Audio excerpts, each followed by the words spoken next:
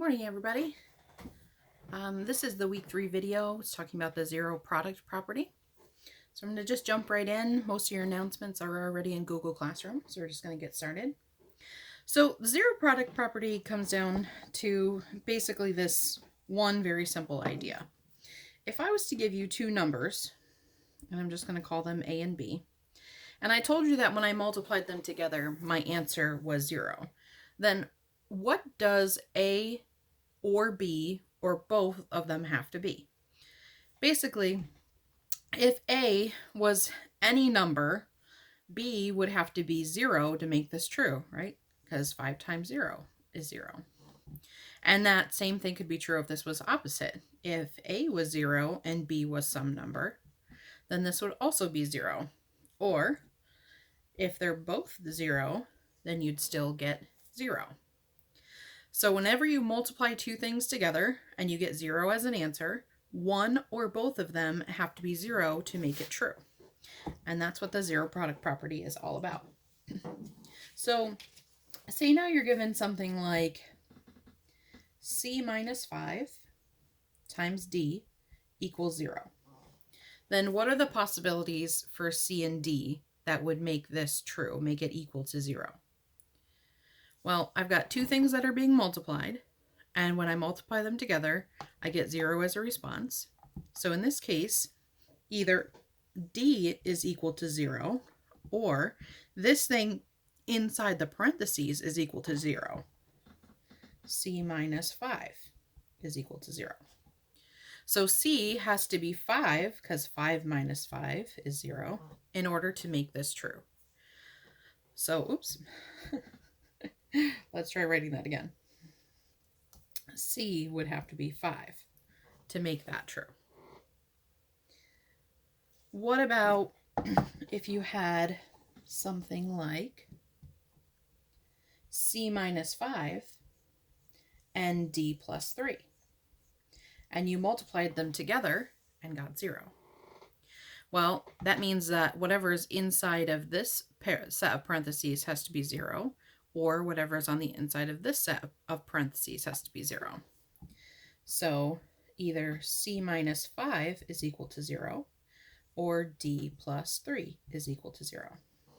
So C either has to be 5, because 5 minus 5 is 0, or D has to be negative 3, because negative 3 plus 3 would be equal to 0. So you start noticing these patterns as you do these, that it's always kind of the opposite sign when it's a simple kind of question like this one. But of course, they get more complicated. This is just like when we're first starting out.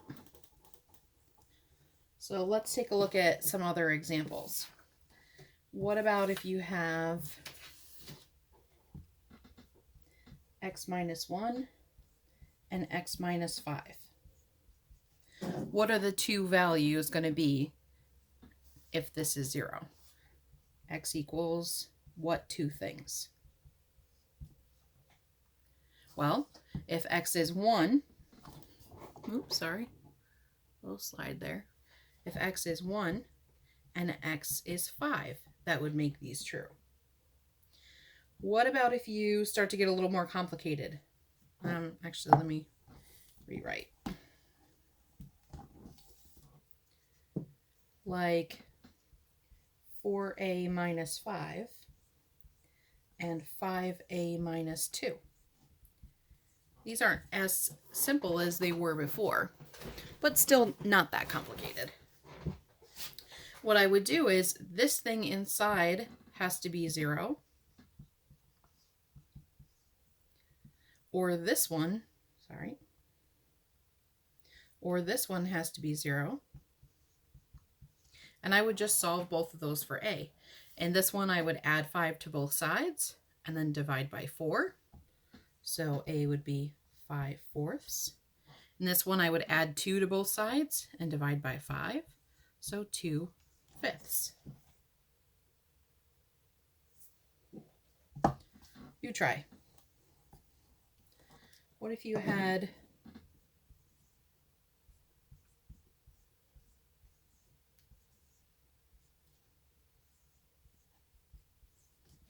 what would the two B values b?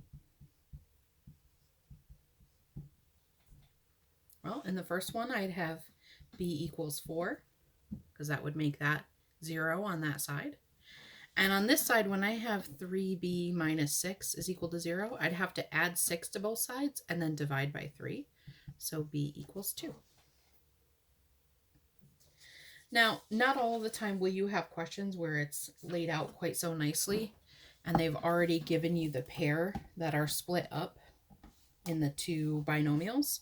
Sometimes we'll have to do this and create the binomials from a trinomial. So this goes back to what we were working on last week. Say you've got something like this. I'm going to have to first split this up into the binomials that we were working on last week. So remember last week we were saying when we look at these and I want to split up into a product of binomials, I have to look at what does 24, what pairs multiply to 24. And that would be these 4 pairs. And which pair multiplies to 24 but also adds to negative 11? Well, that would be true if I use 3 and 8, but I could only get it to be negative 11 if this was negative 3 and negative 8, which works out because if you multiplied them together, you would get a positive 24. So x minus 3 and x minus 8. And now using the zero product property, what are the two values that would make this true or equal to 0 if x was equal to 3 or x was equal to 8? What if you have something that looks like, not quite the trinomial, but maybe a binomial where there's something in common? Notice that there's this x to the squared and x here. Both of these have an x in common, so I would pull that x out of both terms and then solve. Now this one looks a little funny because I just have this x out front. But remember, we're still going to split it into the two cases. So x is equal to 0 or 7x plus 1 is equal to 0. And in this case, it's already solved for you. And in this case, you'd have to subtract 1 and divide by 7. So negative 1/7.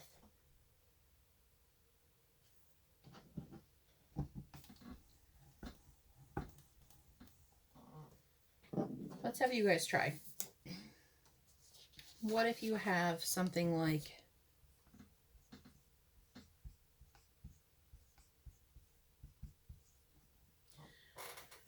what are the values here that would make this true? Well, hopefully the first thing you did was take 7p out of both terms. And you split them up into the two cases. 7p has to be 0 or p minus 6 is 0.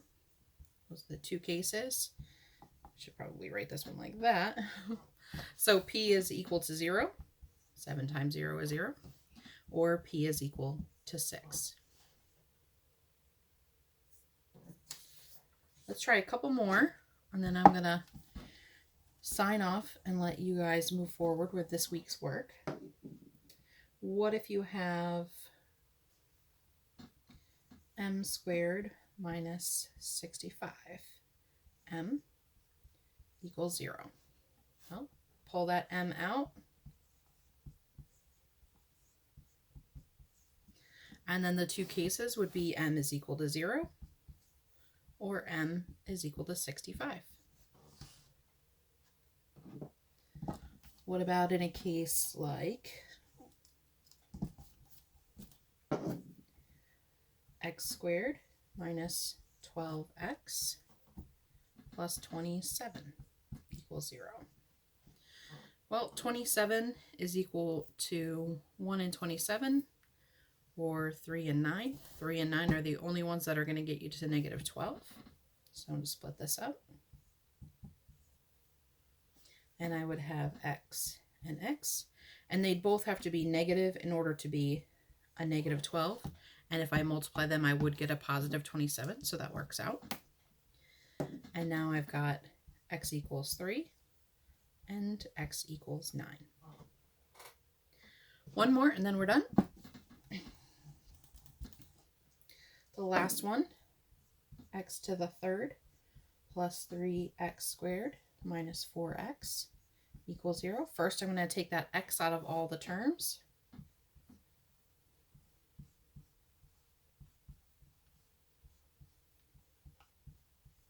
And now I still haven't completely split this because I can split this one apart too. So I'm going to leave that x out front. And 4 would be 1 and 4, or 2 and 2.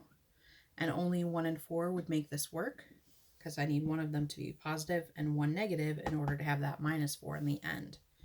So if one's positive and one is negative, how do I get a positive 3? Well, only if the positive goes with the 4 and the negative with the 1. And now instead of having 2 cases, I actually have 3 cases. It's either where x is equal to 0, x is equal to negative 4, or x is equal to positive 1. That would make this true. So the IXL that you guys have for this week is BB7, and it goes pretty closely with what we're working on today, but please feel free to reach out if you have any questions. And don't forget, we've got our Google Meet session from 10 to 11 on Tuesday and Thursday. So if you guys have questions as you're working this week, please reach out and let me know. All right, you guys have a good day. Bye.